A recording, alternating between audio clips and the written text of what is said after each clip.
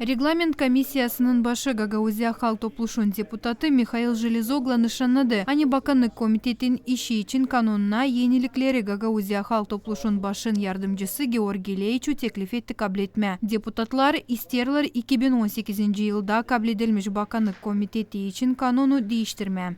Речь идет о определении ряда критериев. İsteriz belli etme bir sıra kriteriya hem sorumları bakanlık komitetin azalarına. Onlar yapılır bakanlık komitetin işi için. Bakanlıklarda lazım Moldova devletin vatandaşları çalışsın. Angları Gagauzya'da yaşar hem laf ederler Gagavuz dilinde. Her bir azada lazım olsun üyesek bilgiler için dokument hem staj 3 yıl. Ben sanırım hani bu kriteriyalar lazım. И проработавший в данной сфере не менее 3 лет.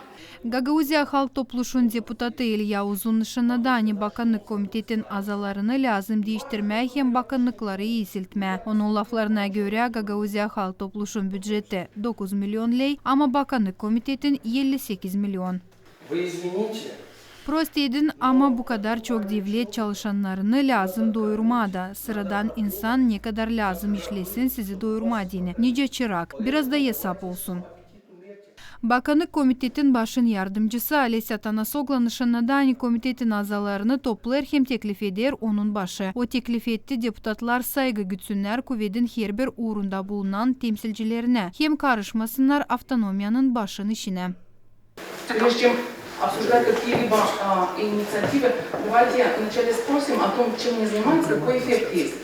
Mana bulma kolay ama lazım bakma neyle zanatlanır her bir bakanlık. Считаю, что инициатива, которая предложена, Deputatlar teklif eder Maria Marunevich adına bilim araştırmak merkezini hem investisiya agentvasını çıkarma bakanlık komitetinden. Мы очень часто говорим о патриотизме.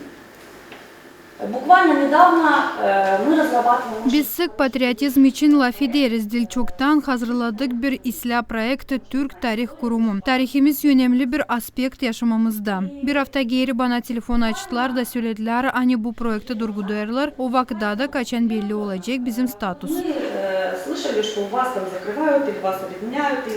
Вы знаете, давайте мы этот проект отложим. Вот когда вы определитесь, что будет с вами. Bakanlık komitetine girer 3 dolayların öndercileri hem investisiyaları bulunan agentvası. Здесь есть экономисты, мы сможем просчитать, какова отдача от созданных рабочих мест в бюджет и от количества привлеченных инвестиций нами. Gagauzya'nın mahsus statusu verir kolaylık regionun kuvvetleri kendileri yerli administrasiya temsilcilerine ayırsınlar hem ekonomika politika soruşlarını çözsünler. Çizgiledi Komrat Dolay administrasiyasının başı Ivan Topal.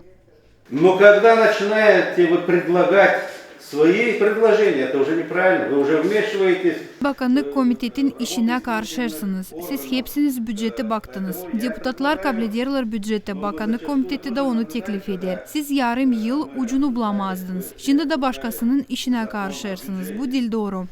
Тоже зачастую мы видим тоже вмешательство в работу исполнительного органа. Gagauzya halk topluşunda 45 kişi çalışır. Bakanlık komitetinde 300. Marina Topal, Maya Sadoviç, Maria Kazaku, GRT Haberler.